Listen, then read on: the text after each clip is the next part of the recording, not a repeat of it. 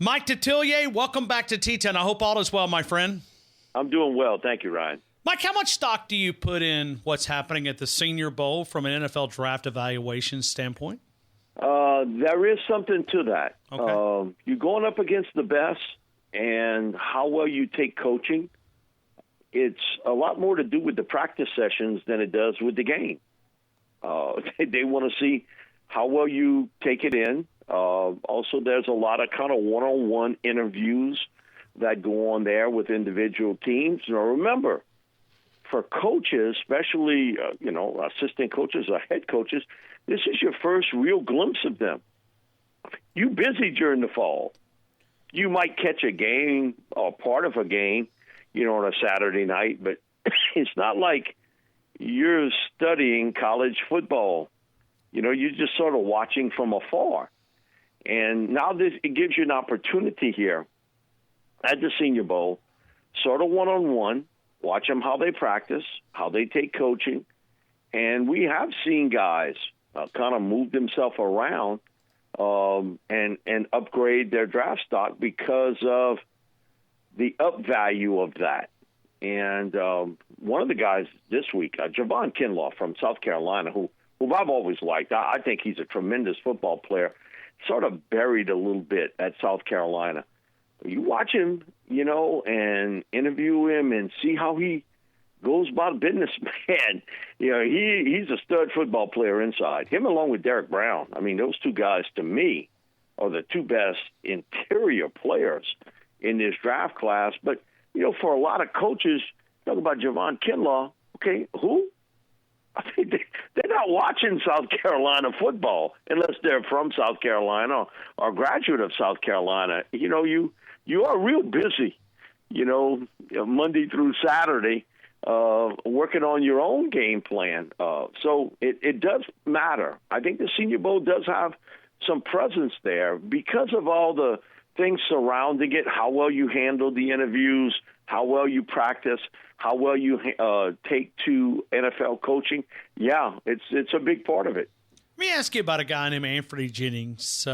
What do you like in him, or what do you dislike, and what do you think is a fair projection for Anthony Jennings? He's got some pass rush skills and potential, okay? And that in this league is gold. And you're not trying to win the electoral college here. You're trying to find one team that really likes you. And I've talked to enough agents, and they all kind of tell you the same thing. Hit on the really good spots with a player. And I think with Jennings here, you got a guy who's flashed it at times, okay? Had some injuries, but he's a guy that's got that P word by his name, potential, which means he hasn't done it consistently. And he's a guy that I think is certainly, on a lot of teams' radar, because when he's been healthy and he's been turned loose, you've seen his skill set as a pass rusher and a guy that can run the field very, very well. You're going to have a lot of mixed opinions on him. I'm going to be honest with you, Ryan. I think it's all over the board, where some people feel as though he's a second-round pick. Other people feel as though, he's more of a third, fourth-round selection. It's much more, I think, sort of settled with Terrell than it is for Jennings. Yeah, and it's kind of fun to kind of watch this NFL draft. I mean, I have a great time with it. I love to see what you guys put out as we lead up to the NFL draft, and everything coming out with Las Vegas today of players going to ride out on the boat to the stage. I mean, it's going to be a spectacle out there, man. They do things different out in Las Vegas. Yeah, listen, they want to one-up Nashville. Haven't been there and saw what they did last year. That was amazing, just amazing. It was a real show. And, all of Nashville sort of jumped in, and really they put on a show not only for the draft, but in the days leading up to it. Was amazing. I'll never forget, Coach O, we doing the draft show, okay, for WWL. He texted me, guess who I just met up with? Tim McGraw. Wow. You think about it, for him, that was a big thing. Go show, I guess the country boy in him, that was a big thing for him to meet up with Tim McGraw. Got his picture took with him and everything else. But I said, well, what the hell you think? You're in Nashville. You're bound to meet up with somebody, like that. But, we had a good time with him. But, he went there, enjoyed it, and he talked about, man, it's just unbelievable what kind of show they put on. And it was fantastic to watch, and I'm sure Las Vegas will pull out every stop to make this the type of event that's going to be difficult. If Nashville threw down 2 10s in blackjack, I think you might get to 21 in Las Vegas, Mike, so to speak. Mike, let me go to the LSU for a couple of minutes. You joined us last Tuesday. And let me see if I can almost repeat the verbiage that you used. You thought that LSU would be gutted by the early departures. Yep. Did you expect 9 guys to come out early? I thought it would be 10. Really? Okay. Yeah. Okay. I really thought Tyler Shelvin might be the 10th. I think Tyler was sort of on the fence with a lot of it. He had a great season this year. He's a big-nosed guard on the middle. He's only played 2 years, but, he sat out that first year because he had some great issues, so he's technically a third-year sophomore. So he's 3 years in. He could have come out. I thought he was an unsung hero for what they did up front, defensive line, and he's been as high as almost 400 pounds at LSU, and he's got his weight down.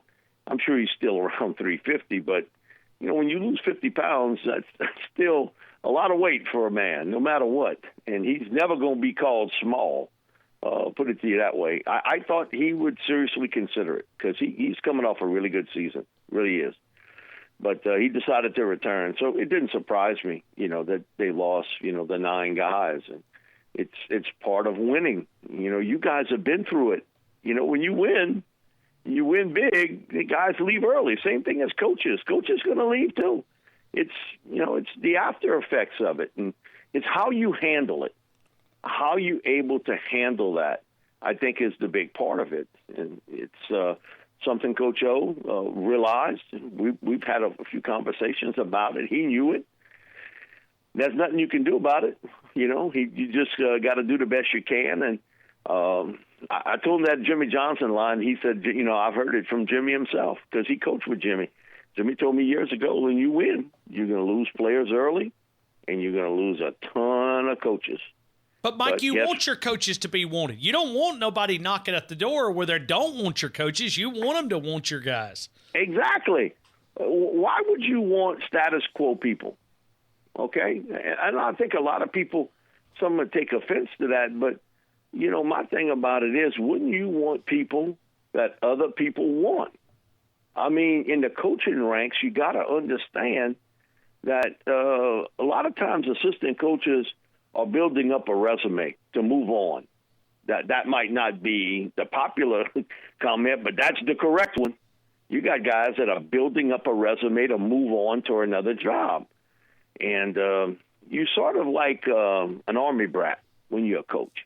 You move on. You go from place to place, hoping to better yourself. And that's what coaches do. They're looking to be a coordinator or a head coach somewhere, or from college to the pros, whatever. And that happens. And so you want that part. I remember years ago talking to Sam Jankovich. Sam was the athletic director at Miami. And he was at a coaching conference here. He hired Howard Schnellenberger, Jimmy Johnson, Dennis Erickson, Butch Davis. And I asked him how it was to go through that. And he laughed, and he gave me that young man. Yeah, he says, I would much rather be in that spot than be in a spot as an athletic director and not have people after my top guy. He says, you know what? I did my job, didn't I? I said, you sure did. And he said, you know what? He said, I really didn't have to go hunting for a lot of those replacements. They came hunting for me.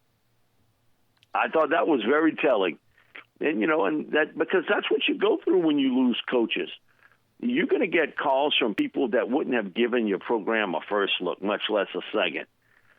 And you got people that all of a sudden become interested, and it's sort of like recruiting. If they like it, and then all of a sudden, they start talking to the family. Do we want to move?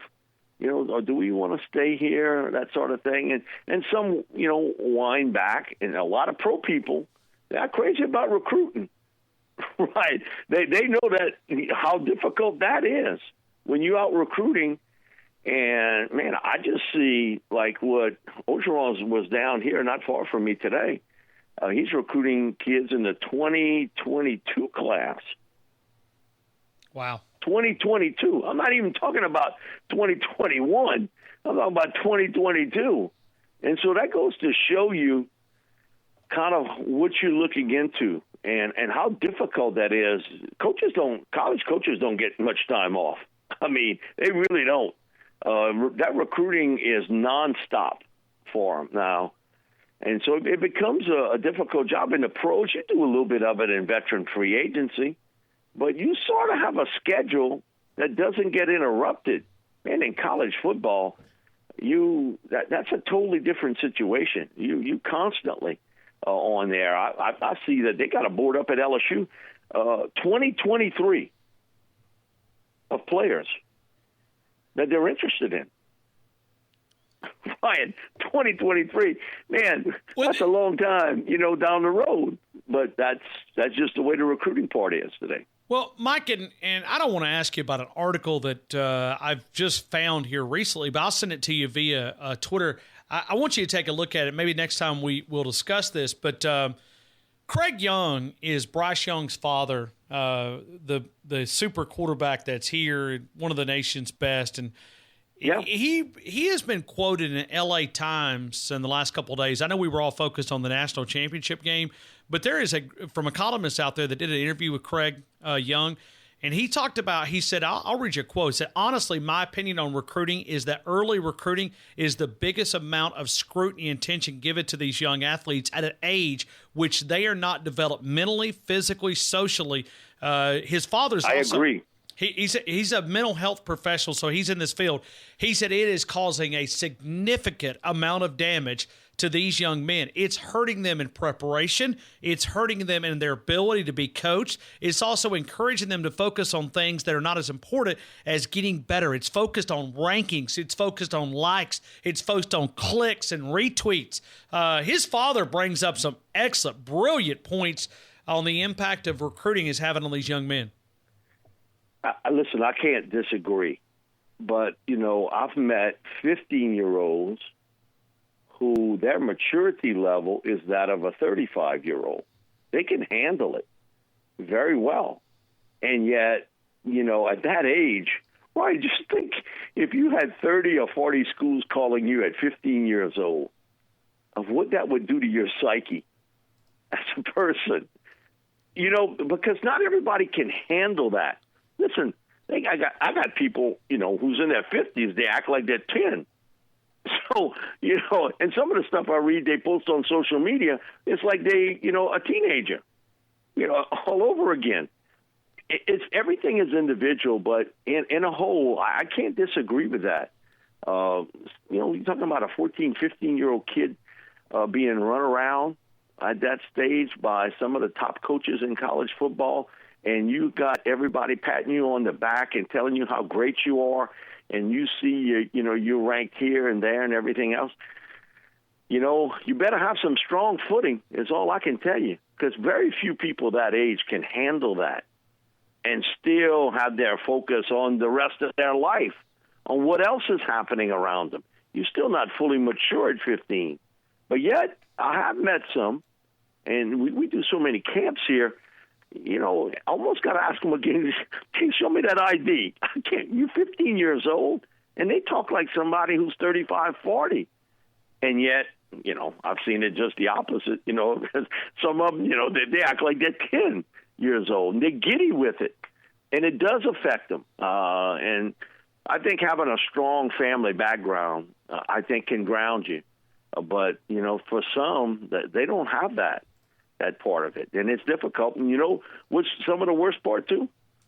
Some of it is mama's, daddies, uncles, aunts, people they train with.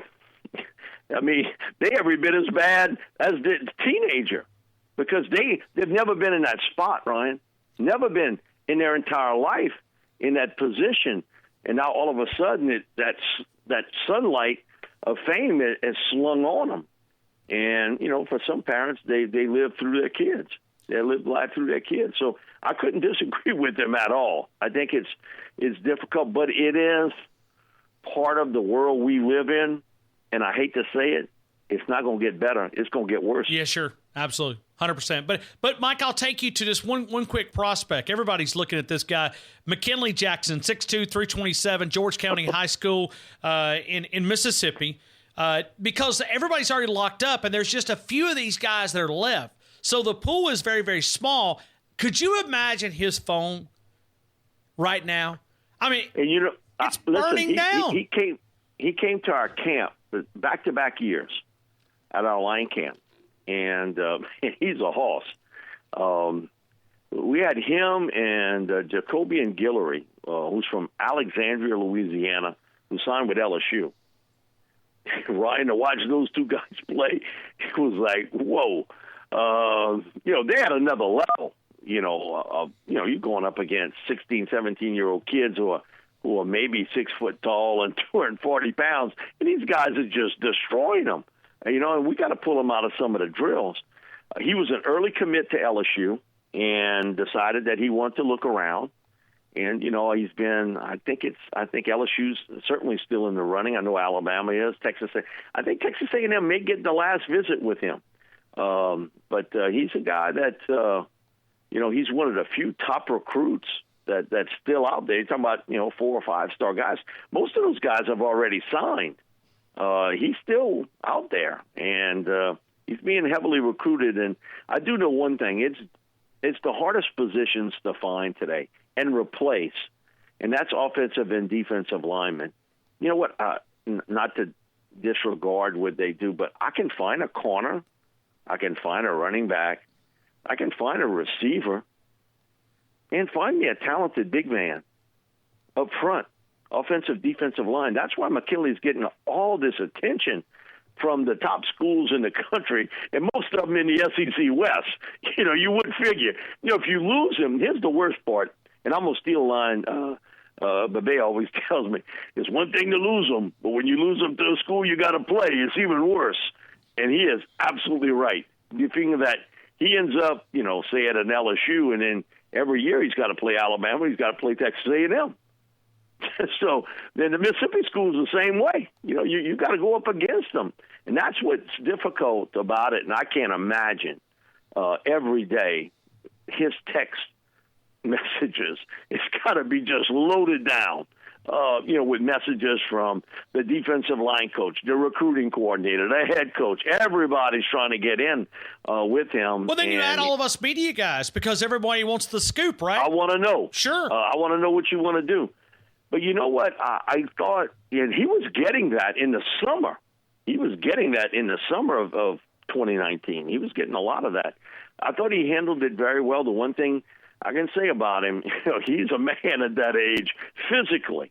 He is a man, and, man, you put him on the nose and kind of cock him one way or another. He's going through that A-gap. He is very proficient as a technician. I mean, I watch him work with his hands.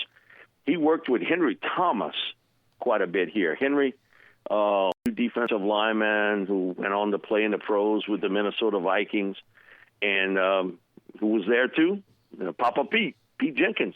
He was there too. So, man, you can see all the connections here to all these schools, and Ryan, it's unbelievable. He's a guy that's got a chance to really be something special at a position that's difficult to find today. And so that's why his phone ain't never stopped ringing. Ever since he didn't sign early, you can bank it. It's been nonstop for him. Mike Detillier, the big 870 WWL 870 out of New Orleans. Mike, we always enjoy the conversations. I'm going to send you this article. I think it's pretty fascinating. I think you'll find it very fascinating, too, from a father's perspective of the amount of stress that these young athletes go through. And really, it's fine. It's very hard to find anybody that will speak out against it. And he's not speaking out. He's just giving us the insight, because most of us will never have a chance to be recruited like this. And you know, Bryce. Here's the other thing, too, Ryan. What's different? Most parents like it. They won't admit it, but they like it too. Sure. You know, come on. You get to travel all over the world, all over America. You get to travel and see places you've never seen before. So, man, just think about that. You know, you're getting to travel all over. Why would you speak out against it, you know, so to speak? I understand the gentleman's comments, and listen, I don't disagree with him. I think a lot of it is true. But I remember Shaq when he came out, and people asked him, man, why are you taking a trip to the University of Hawaii? And Shaq was, well, why not? Man, I get to go to a free trip to Hawaii? Shaq went for the trip. Sign me up. Sign me up. I'm looking for the rainbows. I might just be a rainbow. Yeah, absolutely. And listen, he had no. That was a zero chance for him to go to Hawaii. But he was a guy who grew up in bases. You know, his dad was in the military, and so he kind of hopscotched around quite a bit. You get a free trip to Hawaii? Hey, tag me in. I'm going. That's a different world today. But still, that free trip to Hawaii is still enticing for a lot of, especially out west. You know, the kids out on the coast. Yeah, I'll go visit Hawaii. You know, they're one of the schools I'm considering, and they consider them for 3 or 4 days, and then they back home. Mike, as always, we thank you so much for your time. Have an awesome week, my friend. Thank you, Ryan. Appreciate it, buddy.